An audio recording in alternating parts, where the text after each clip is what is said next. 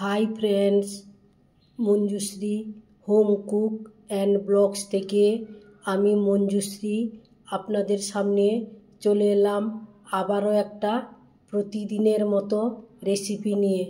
তাহলে চলুন বন্ধুরা, একটা লাইক দিয়ে ফুল ওয়াচ করলে বুঝতে পারবেন আমি এখানে কি রেসিপি বা কি দিয়ে তৈরি করলাম এই পাস্তার রেসিপিটা।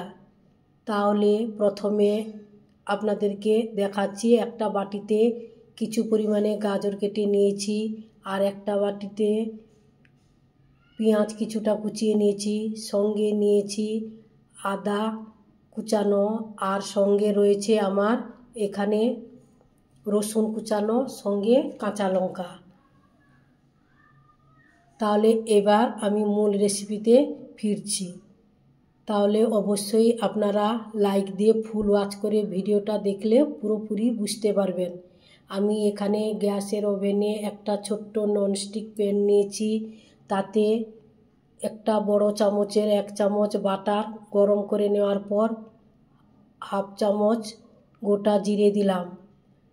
জিরেটা একটু ভাজা ভাজা হয়ে আসার পর আমি এখানে 3টে শুকনো লঙ্কা নিলাম। শুকনো লঙ্কাটাকেও ওই বাটারের মধ্যে একটু ভেজে নেব।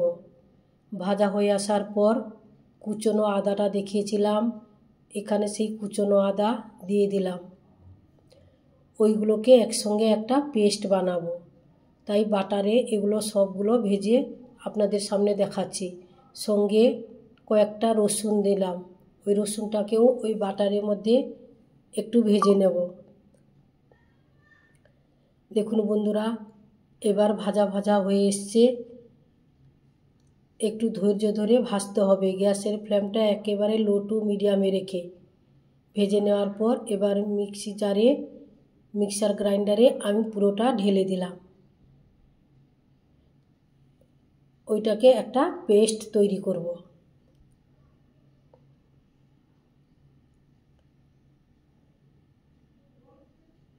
এর সঙ্গে আমি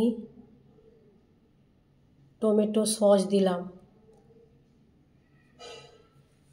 আর যাদের টমেটো থাকবে বাড়িতে তারা টমেটো দিতে পারেন ওই কড়াইতে ভেজে নিয়ে, বলতে সেই ছোট্ট ননস্টিক প্যানে যেভাবে আমি ভাজলাম ওইভাবে ভেজে নিয়ে ওতে দিয়ে একটা পেস্ট তৈরি করে নিতে পারেন। আর বাড়িতে টমেটো ছিল না, তাই আমি টমেটো সস দিয়ে মশলাটা বেটে নিলাম। এবার গ্যাসে আমি একটা স্টিলের বাটি বসিয়ে দিয়েছি। ওই বাটিতে এখানে 2 বাটি আমি জল গরম করতে দিলাম। ওই জলের মধ্যে 1 চামচের মতো আমি রিফাইন তেল দিলাম, সাথে 1 চামচ লবণ। জলটা ভালো করে ফুটে আসার পর আমি এখানে পাস্তাগুলো দেব। পাস্তাগুলোকে ভালো করে সেদ্ধ করে নেব। পাস্তা যত ভালো সেদ্ধ হবে তাহলে পাস্তা তৈরি করে খেতে গেলে খুবই ভালো লাগবে। পাস্তাটা যদি ঠিকমতো সেদ্ধ না হয় তাহলে খেতে ভালো লাগে না। তাই পাস্তাটাকে এখানে আমি খুব ভালো করে সেদ্ধ করে একটা ঝুড়িতে ছেঁকে নিলাম। এবার কড়াইতে আমি 2 চামচের মতো সর্ষের তেল নিয়েছি। সর্ষের তেলের মধ্যে কুচনো গাজরটা দিয়ে দিলাম। এবার গাজরটাকে মোটামুটি লাল লাল করে আমি ভেজে নেব। আবার কেউ চাইলে চিকেন পাস্তা করতে পারেন, এগ পাস্তা করতে পারেন, তবে আমি এখানে সবজি দিয়েই পাস্তার রেসিপিটা আপনাদের সামনে দেখাচ্ছি। গাজরটা ভেজে তুলে নিলাম। ওই কড়াইতে 2 চামচের মতো সাদা তেল দিলাম, সঙ্গে আবারও আমি 1 চামচ বাটার দিলাম। বাটারটাকে ভালো করে আমি তেলের মধ্যে একসঙ্গে মিশিয়ে গলিয়ে নিলাম। গলানোর পর 2টো কাঁচা লঙ্কা আর কয়েকটা রসুন কুচিয়ে দিয়েছি, কুচনো রসুন দিলাম। তারই সাথে সাথে কুচনো আদা দিলাম, আর কুচনো পেঁয়াজ একটা বড় সাইজের দিয়ে দিলাম। দিয়ে এবার তেলের মধ্যে ভালো করে আমি ভেজে নেব। ভেজে নেওয়ার পর যে মশলাটা আমি গ্রেট করেছি আপনাদেরকে ননস্টিক প্যানে দেখালাম কি কি ভাজলাম, তেল আর বাটারের মধ্যে ভেজে ওইগুলো একটা গ্রেট করে নিয়ে মশলা তৈরি করে নিয়েছি। ওই মিক্সি থেকে পুরো মশলাটা আমি ওই কড়াইয়ের মধ্যেই দিয়ে দিলাম। তাহলে পেঁয়াজ, রসুন, কাঁচা লঙ্কা সঙ্গে গ্রেট করা মশলা একসঙ্গে ভালো করে এখানে কষাবো। কিছুক্ষণ কষিয়ে নেওয়ার পর আমি মিক্সির জারটা ধুয়ে অল্প একটু জল দিয়ে দিলাম। সাথে সাথে দিলাম 1 চামচের মতো গোলমরিচের গুঁড়ো আর দিলাম অরিগানো, ওটাও ছোট্ট একটা চামচের 1 চামচ দিলাম।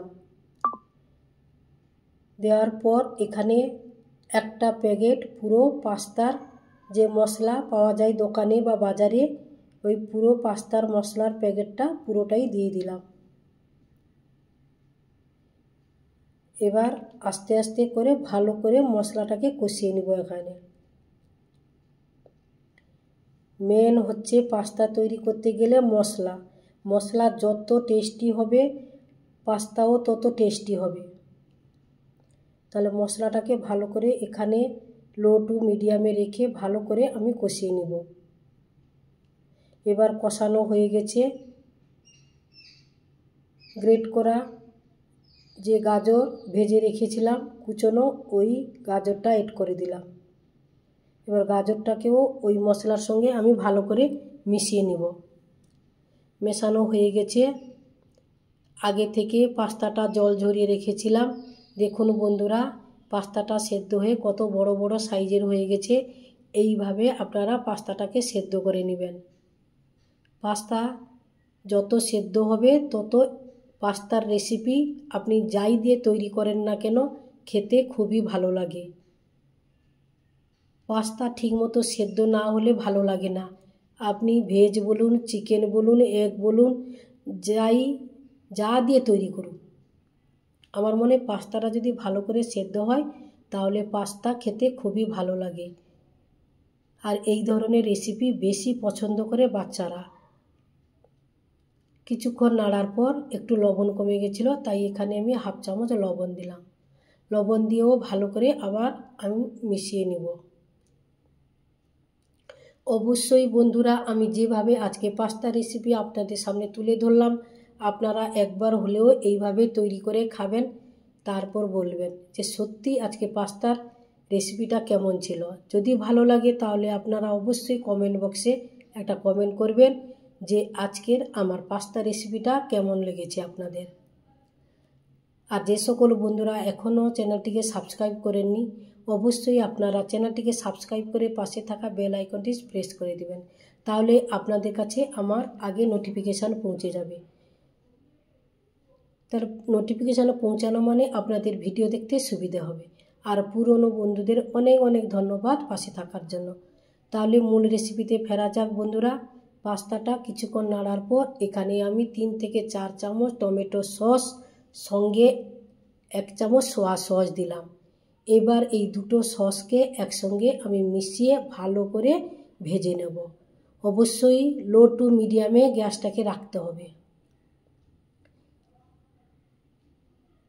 আর যদি ভালো লাগে আজকের আমার রেসিপি তাহলে লাইক, কমেন্ট, শেয়ার, সাবস্ক্রাইব করতে ভুলবেন না। দূরে কাছে বন্ধুবান্ধবের কাছে বেশি বেশি করে শেয়ার করে দেবেন। তাহলে মশলাটা মেশানোর পর এখানে আমি একটা চামচের বেশ অনেকটা 1 চামচের মতো আমি এখানে বাটার নিয়েছি। বাটারটাকে দিয়ে আমি আবারও ভালো করে একসঙ্গে ভেজে নেব। অবশ্যই আপনারা বাটারটা দেবেন মানে পাস্তা হয়ে যাওয়ার পর, মানে হয়ে গেছে আপনি নামিয়ে নেবেন। তাহলে আজ আসছি বন্ধুরা, আবারও আপনাদের সঙ্গে দেখা হচ্ছে অন্য কোনো রেসিপিতে। ততক্ষণে আপনারা ভালো থাকবেন, সুস্থ থাকবেন, সাবধানে থাকবেন। অবশ্যই কমেন্ট বক্সে একটা কমেন্ট করবেন আজকের আমার পাস্তা রেসিপি কেমন হয়েছে। তাহলে আসি, টাটা, বাই বাই।